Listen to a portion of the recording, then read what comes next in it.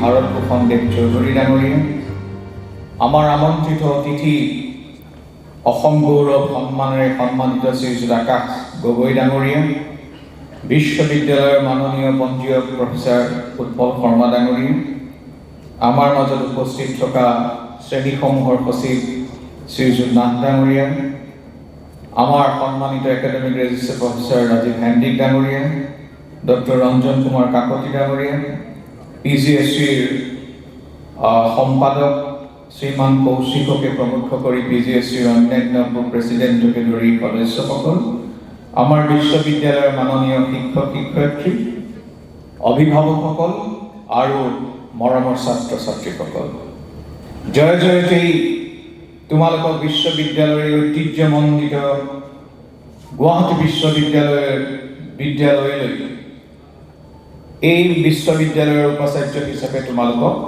আদৰ সম্ভাষণ জনাইছোঁ। ইতিমধ্যেই তোমালোকক আমাৰ পঞ্জীয়ক প্ৰফেচাৰ শৰ্মা ডাঙৰীয়া কেইবাটাও কথা তোমালোকক কৈছে। আজি তোমালোকক আমি ফৰ্মেলি তোমালোকক ৱেলকাম বা আদৰ সম্ভাষণ জনাবলৈ পাই ভাল পাইছোঁ, কাৰণ তোমালোক আহিছা কেৱল উত্তৰ পূৰ্বাঞ্চলৰে নহয়, দেশৰ এখন শ্ৰেষ্ঠ বিশ্ববিদ্যালয়লৈ, যাৰ এটা গৌৰৱময় ঐতিহ্য আছে, যিখন বিশ্ববিদ্যালয় এই উত্তৰ পূৰ্বাঞ্চলৰ আটাইতকৈ পুৰণা বিশ্ববিদ্যালয় 1948 চনতে স্থাপন হোৱা। আৰু তোমালোকে দেখিবা why Guwahati University is the best university in this region. তাত মই তোমালোকক কেইটামান slide I would like to present before you. তোমালোকে যদি চোৱা, আজি গুৱাহাটী বিশ্ববিদ্যালয় এখন A+ ইউনিভাৰ্চিটি, পাব্লিক ইউনিভাৰ্চিটিৰ ভিতৰত একমাত্ৰ A+ university in the region. আমাৰ তোমালোকে জানা, আজি গোটেই ভাৰতবৰ্ষত যিটো ৰেংকিঙত আটাইতকৈ গুৰুত্ব দিয়া হয় সেইটো হৈছে NIRF ৰেংকিং, ভাৰত চৰকাৰৰ দ্বাৰা মূল্যায়িত। তাত among the state universities in the country we are in the 13th 13 সংখ্যক স্থান আমাৰ সৰ্বভাৰতীয় ৰাজ্যিক বিশ্ববিদ্যালয়ৰ পৰ্যায়ত। We are in the 13th position of NIRF state ranking universities. তাৰোপৰি সদ্য সমাপ্ত যিটো টাইমছ হায়াৰ এডুকেশ্যন ৰেংকিং, আমাৰ এছিয়ান ৰেংকিং, আমাৰ ব্ৰেকেট যিটো 351ৰ পৰা 400ৰ ভিতৰত। আৰু তোমালোকক এই কথা জনাবলৈ পাই সুখী হৈছোঁ, এই যিটো আমাৰ স্থান এইটো এনেই পোৱা নহয়। এই যিটো আমাৰ এটা কোৱালিটি, এটা গুণগত দিশ আমি মানি চলিবলৈ সক্ষম হৈছোঁ, তাৰ আঁৰত লুকাই আছে আমাৰ প্ৰশাসক, শিক্ষক তথা কৰ্মচাৰী তথা ছাত্ৰ ছাত্ৰীসকলৰ অৱদানৰ ফলশ্ৰুতি। উদাহৰণ হিচাপে আজি এই তোমালোকৰ যিটো এডমিশ্যন, আণ্ডাৰ গ্ৰেজুৱেটে হওক বা পষ্ট গ্ৰেজুৱেটে হওক, এই পষ্ট গ্ৰেজুৱেট এডমিশ্যনৰ ক্ষেত্ৰত আমাৰ একাডেমিক ৰেজিষ্ট্ৰাৰকে প্ৰমুখ কৰি বিশেষকৈ যোৱা 5-6 দিন 10 দিনমান আমাৰ শ্ৰেণীসমূহৰ সচিব ডাঙৰীয়া, তেখেতৰ উপসচিব ডাঙৰীয়াকে প্ৰমুখ কৰি গোটেই টীমটো প্ৰায় ৰাতি 3-4টামান বজাত তেখেতে মোলৈ SMS দিছে যে এতিয়া এখন লিষ্ট প্ৰিপেয়াৰ হ'ল। গতিকে এই যিটো তেখেতলোকৰ অনবদ্য অৱদান, তেখেতলোকক মই শ্ৰদ্ধাৰে সোঁৱৰিছোঁ। আৰু অনাগত দিনতো এই যিটো আমাৰ স্থান আমি পাইছোঁ, শিক্ষকসকলৰ যিটো অৱদান, প্ৰফেচাৰকে আৰম্ভ কৰি আমাৰ যিসকল শিক্ষক কৰ্মচাৰী, আৰু তাত আটাইতকৈ ডাঙৰ কথা, তাৰ ডাঙৰ যিটো ভূমিকাটো হৈছে সেইটোৱে হৈছে ছাত্ৰ ছাত্ৰীৰ ভূমিকা। Don't worry, I'm not coming here to talk about do's and don'ts. কিন্তু কেইটামান কথা, as being the vice chancellor of this university, মই কেইটামান কথা তোমালোকৰ আগত ক'ব লাগিব। সেই কথাটো হৈছে, আৰু লগতে এটা কথা মন কৰিবা, এইবাৰ এইটো কথা ইয়াত ক'বলৈ মই পাহৰি গৈছোঁ, আমাৰ বিশ্ববিদ্যালয় দেশৰ ভিতৰতে এখন যে শ্ৰেষ্ঠ বিশ্ববিদ্যালয়, কেলে এইবাৰ যিটো জুনত তোমালোকে গম পাবা, তোমালোকে নেট JRF তোমালোকে এপিয়াৰ হ'ব লাগিব। এইটো কথা তোমালোকে প্ৰথম দিনাখনৰ পৰা চাব লাগিব। হয়, আমি ফূৰ্তিও কৰিব লাগিব, কিন্তু ফূৰ্তিৰ মাজত এই যিটা লক্ষ্মণ ৰেখা, সেই লক্ষ্মণ ৰেখাডাল যদি ভালদৰে আঁকি নোলোৱা, সেই লক্ষ্মণ ৰেখাডাল আঁকি পাৰ হ'বলৈ যত্ন কৰাৰ কাৰণে সীতাক ৰাৱণে হৰণ কৰিছিলে। গতিকে তোমালোকৰ জীৱনতো কিছুমান বন্ধু লাগিব, কিছুমান বান্ধৱী লাগিব, কিছুমান ফূৰ্তিও লাগিব, আৰু তাৰ কাৰণে আমি ক্লাব এক্টিভিটিজ কৰিছোঁ অৰ্থাৎ আমাৰ ড্ৰামা ক্লাব আছে মিউজিক ক্লাব আছে খেলা ক্লাব আছে ডিবেটিং ক্লাব আছে এনে ধৰণৰ প্ৰায় 7-8টা মান ক্লাব আছে যিবোৰ আমাৰ তোমালোকৰ মাৰ্কছ ক্লাব গতিকে কাৰোবাৰ যদি এক্সট্ৰা কাৰিকুলাৰ কিবা আজিকালি এইটো কো কাৰিকুলাৰ বুলি কোৱা হয় এইখিনিও আচলতে আমি মূল্যায়ন কৰিম তোমালোকে তাত এইটো ছাবজেক্ট হিচাপে তোমালোকে ল'ব পাৰিবা গতিকে তোমালোকৰ আজিকালি এই প্ৰতিভাটো দৰকাৰ কেলে দৰকাৰ বিশেষকৈ in the post covid situation okay in the post covid situation what happens is I am told that we have international students as well from Northeast, so I shall be bilingual. In the post-COVID situation, what has happened is the digital education has become important. Along with it, now all the employer looks not only to your academic pursuits, but they also look into your other, capabilities or areas where you excel. For example, how you resolve conflict. How you resolve problem. Your holistic approach to a problem has now become important. What other capacities do you have apart from your marks? Marks is important. But along with marks, you also need to have mental resilience. You need to have the capacity to resolve crisis. Crisis কেনেকৈ solve কৰিব পাৰিবা কিবা এটা সমস্যা সমাধান হলে suicide কৰিবলৈ আগবাঢ়ি যাবা নে মদ ভাং খাই নিজকে বিলীন কৰি দিবা নে you will try to resolve it. So my dear friends, in the post-COVID scenario, these things have become important. Your personality now also includes other areas that you need to confront, you need to tackle. আৰু লগতে কেইটামান বিশ্ববিদ্যালয়ৰ উপাচাৰ্য হিচাপে কোৱাটো মোৰ দায়িত্ব সেইটো হৈছে ৰেগিং তোমালোকে সহ্য নকৰিবা আৰু আনকো নকৰিবা কাৰণ আজি তোমালোক নতুন কাইলৈ তোমালোক পুৰণা হ'বা তোমালোকে প্ৰত্যেকৰ এণ্ট্ৰি ৰেগিং এফিডেভিট কৰিছা কিমানে সেইখন পঢ়িছা মই নাজানো but I am telling you this anti-ragging affidavit is very stern, খুব বেশি strict, and if you violate anything, you are amenable for punishment, including expulsion. So I am requesting all of you not to bear ragging and also not to indulge in ragging. সেইটো কাম তোমালোকে নকৰিবা চিনাকি হোৱা খেলা ধূলা কৰা ফুৰ্তি ফাৰ্তা কৰিবা আমাৰ PCSU জেনাৰেল সেক্ৰেটাৰী আছে they will guide you properly but neither you will tolerate ragging nor you will indulge in ragging. এইটো এটা মোৰ ভাইস চ্যান্সেলৰ হিচাপে তোমালোকক মই অনুৰোধ পিছত কিবা হলে don't blame us. আৰু যিটো আমাৰ প্ৰফেসৰ উৎপলে শৰ্মাই যিটো ডাঙৰীয়ে ক'লে এইটো হল হোষ্টেল বিলাকৰ চাফ চিকুণতা we will try to provide you hostels as much as possible. The example he had given was it's a very disturbing example.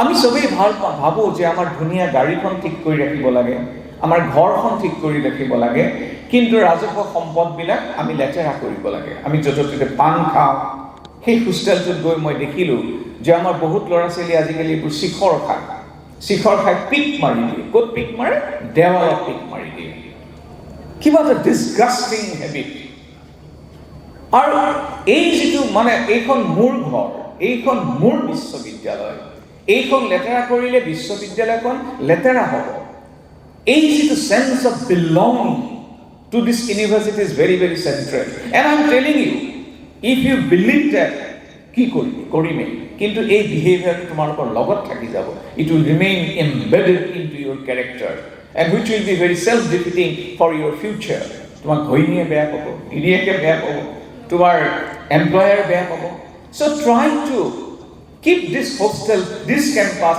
as your own তোমার নিজৰ campus হিচাপে ৰাখিবলৈ তোমালোকে যত্ন কৰিবা.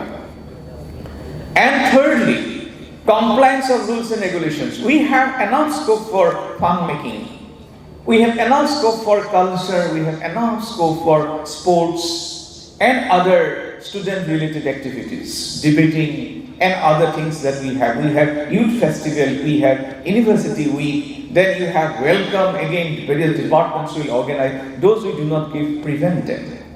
But at the same time, we are very strict about rules and regulations, particularly pertaining to hostel, pertaining to your attendance, and you are also getting a lot of scholarship given by government. And now there is a rider, the rider being if you do not abide by the rules and regulation of universities, and if we report to the government that so and so student is not complying our rules and regulations, then your scholarship will be, it will be discontinued. So therefore, whether you get scholarship or not, as I want to suffice to say, you have to maintain rules and regulations. And we have enough facilities, my dear friends. Our library, we have more than 4 lakhs, our books. And our Shanibar day, our library is kept open even on Saturday and Sunday. So you are welcome to, come to the library. Library is extremely, one of the best libraries in the world. In fact, we got Best Library Award 2 years back. And we have a nice canteen now, which is coming up very next to the library. So spend time in library. Library bahut kuch ho sakta hai. There could happen a lot of things. You can read, you can make friends. So library is actually one facilities that you need to make good habit. And as I tell you, try to utilize our club activities. I think few universities in the country have utilized the club activities like the debating club, legal club, I think sports, NCC. NCC will help you in your future career. NSS, I think, is now a part of our syllabus. NSS তোমালকে করিলে ভবিষ্যতে চাকরিত এইবিলা সুবিধা হবে। And remember, I am telling you, if you are looking for a job, this will be an additional age. This will give you an extra point. So এই কথাখিনি তোমালকে মন কৰিবা।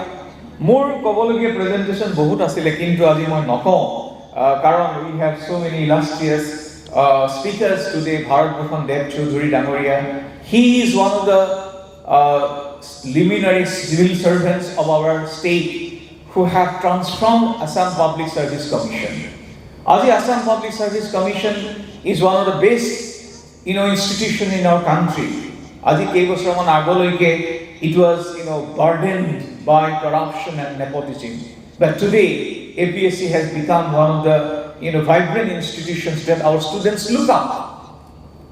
We have, this government has appointed more than 130,000 students have been, recruited, and most of them in a transparent, clean manner.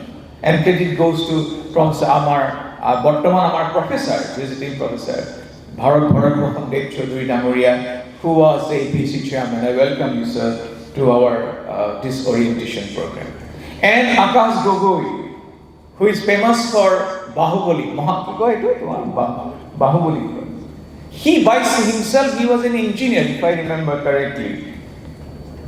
He was an engineer, BTech, but he had preferred to venture into business. Why? My dear students, remember, we have, this government, as you know, 130,000 students have been employed in a very transparent, clean, non-corrupt manner. But even then, we have more than 20 lakh unemployed students in our state. 20 lakhotকৈ অধিক unemployed students আছে. Now, if this is the rate of unemployment, no government in the world can accommodate such enormity of numbers. It's impossible. 20 lakhs, how do you recruit them? So you need to think out of box. You need to go for a career in maybe service is one of them, but at the same time, how to go for a life. Now you need to think about to be an employer rather than an employee. So this is, Akash is the glaring example how, in spite of being an engineer by himself, how he had ventured into a life which now had earned him Aham Gaurav, isn't it? Aham Gaurav award from Government of Assam. So we have these two distinguished, personalities we have invited. They will interact with you. I had a presentation, but I'll do it sometime later, not today. But এটাই কথা কওঁ, এই যিখিনি নীতি নিয়ম গুৱাহাটী বিশ্ববিদ্যালয়ৰ ঐতিহ্যখিনি মানি চলিবা, তোমালোকে আমাৰ ওপৰত নজৰ ৰাখিবা, আমিও ৰাখিম। গতিকে mutually it's like a family. I would like to welcome all of you to this illustrious university once again. Particularly to the Northeastern students and international students. This time, more than 80 students have taken admission. We welcome all of them. We are trying to provide separate accommodation for our international students. And I believe in the days to come in a mutually beneficial manner, we shall try to achieve our goals and ambitions. পরিশেষত মই কবিতা আবৃত্তি কৰি ভাল পাওঁ।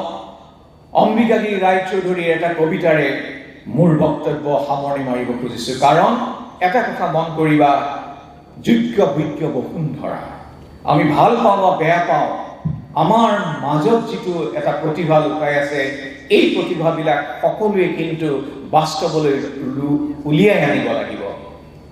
এই যিটো জাগৃত যিটো মনোভাৱ, এই মনোভাৱটোক অম্বিকাগিৰি ৰায়চৌধুৰীয়ে এটা কবিতাৰ মাজেৰে কৈছিলে, সেইটো মই কোৱাৰ লোভ সামৰিব নোৱাৰিলোঁ।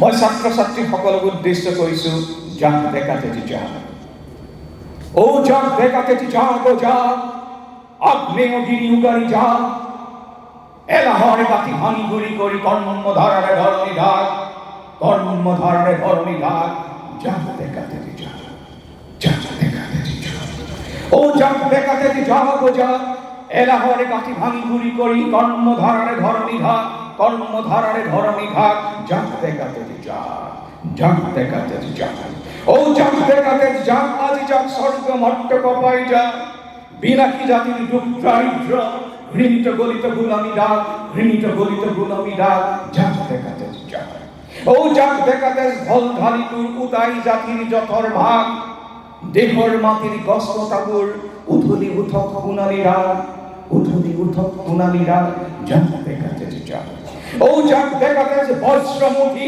ভাঙি মুনুকারা হাতুড়ি লই, স্বদেশ দেওয়ার ভঙ্গামি গুড় গুড়ি গুছি যাও চূর্ণ হই, জাগ ডেকা তেজি জাগ, জাগ ডেকা তেজি জাগ, ও জাগ স্বর্গ মট্ট কপাই জাগ, বিনাকি জাতির দুঃখ দারিদ্র, ঘৃণিত গলিত গোলামি ডাক, জাগ জাগ জাগ।